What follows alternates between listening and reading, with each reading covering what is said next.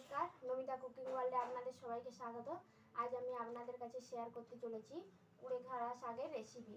এই দেখুন, কুলেখাড়া শাক নিয়েছি, আলু বেগুন দিয়ে রেসিপি বানিয়ে দেখাবো। কুলেখাড়া খাওয়া শরীরের পক্ষে ভালো, তাই আজকে আমি কুলেখাড়া শাকের রেসিপি বানিয়ে দেখাবো।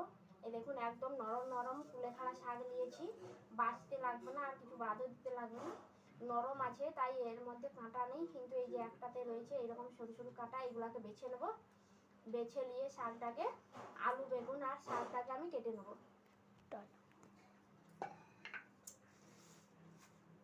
শাক আর আলু বেগুনটাকে কেটে নেব। এই দেখুন, আলু বেগুনটা কাটা হয়ে গেছে। এবার আমি শাকের কাঁটা আছে নাকি বেছে, এই যে সরু সরু কাঁটা থাকে বেছে নিয়ে, কুলেখাড়া শাকের কাঁটা থাকে, এইগুলা তো নরম, কাঁটা নেই, তাই আমি শাকটাকে এবার কেটে নেব। এই দেখুন, শাকটাও কাটা হয়ে গেছে। এবার শাক আলু বেগুনটাকে ধুয়ে নেব ভালো করে। এই দেখুন, এখানে শাক আর আলু বেগুনটা ধোয়া হয়ে গেছে। আজকে দেখুন, কুলেখাড়াটাকে চিংড়ি মাছ দিয়ে বানিয়ে দেখাবো। এদিকে কড়াই বসিয়ে দিয়েছি, গরম হয়ে গেছে, তেল দিয়ে দেবো। সরষের তেল দিয়ে দিচ্ছি, তেলটা গরম হয়ে গেছে। এবার ফোড়নে দিয়ে দেবো 5 ফোড়ন, কাঁচা লঙ্কা, পেঁয়াজ কুচি।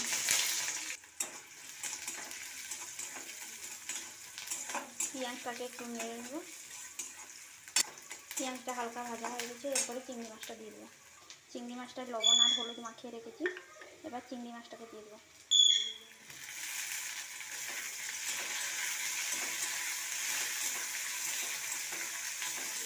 চিংড়ি মাছ আর পেঁয়াজটা একসঙ্গেই ভাজা হয়ে যায়। দেখুন, চিংড়ি মাছ আর পেঁয়াজটা ভাজা হয়ে গেছে, এরপরে ধুয়ে রাখা আলু বেগুনটা তুলে দেবো।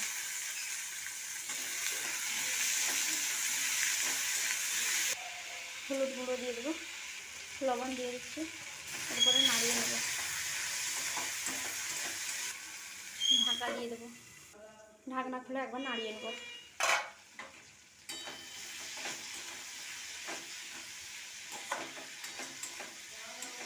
দেখুন, আলু বেগুনগুলো লাল লাল করে ভাজা হয়ে গেছে। এবার ধুয়ে রাখা কুলেখাড়া শাকটাকে দিয়ে দেবো।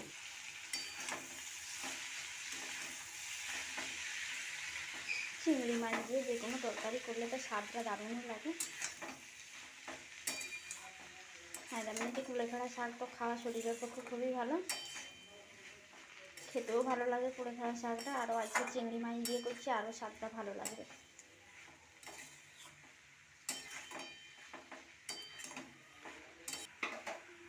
একটু ঢাকা দিয়ে দেবো, একবার খুলে দেখে নেবো।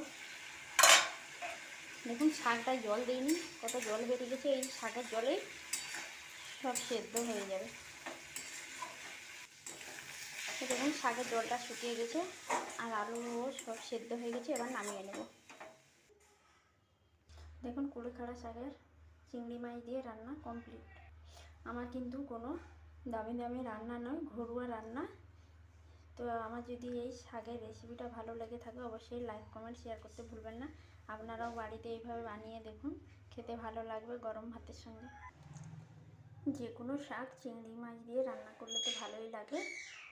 আজকে দেখুন, আমি কুলেখাড়া শাক দিয়ে দেখালাম ঘরোয়া পদ্ধতিতে।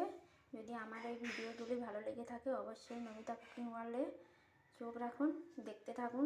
ঘরোয়া পদ্ধতিতে কম তেল মশলার উপরে নিত্য নতুন রেসিপি। যদি নিজের বান্ধবী মনে করেন, তাহলে প্লিজ প্লিজ অবশ্যই লাইক কমেন্ট সাবস্ক্রাইব করুন। আর ভিডিওগুলি দেখে এইভাবে বাড়িতে বানিয়ে খান, দেখবেন খেতে ভালো লাগবে রেসিপিগুলো। নমস্কার।